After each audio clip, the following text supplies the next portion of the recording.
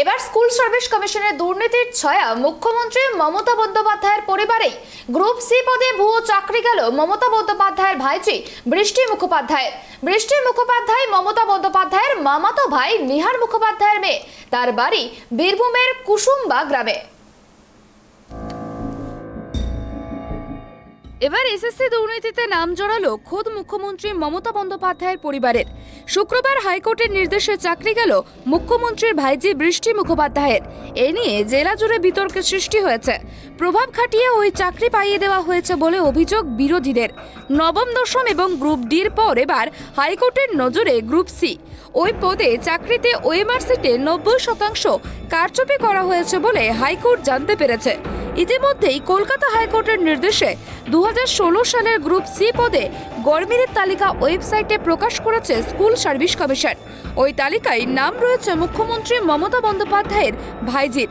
শুক্রবার হাইকোর্টের নির্দেশে চাকরি গেল তারও।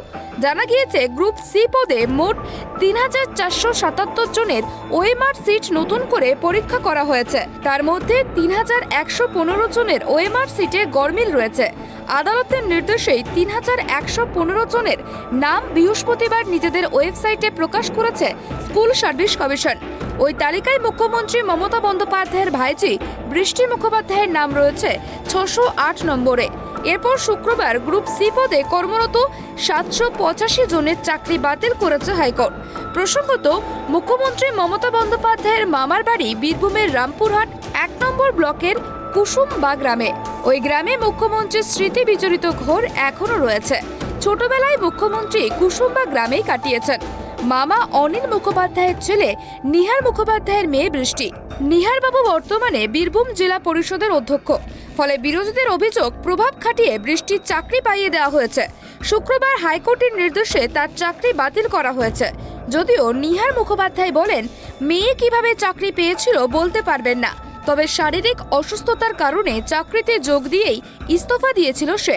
বোলপুর হাই স্কুলের ক্লার্কের চাকরি পেয়েছিলেন বৃষ্টি। ওই স্কুলে প্রধান শিক্ষক পুলক আচার্য বলেন, নিয়মিত স্কুলে আসতো না, 2-3 দিন স্কুলে এসেছে, কোনো কাজ করতো না, স্কুলে এসে বসে থাকতো, দেখে অস্বাভাবিক লাগতো, তারপর হঠাৎ ইস্তফা না দিয়েই চলে যায়। Bureau report, tribe TV.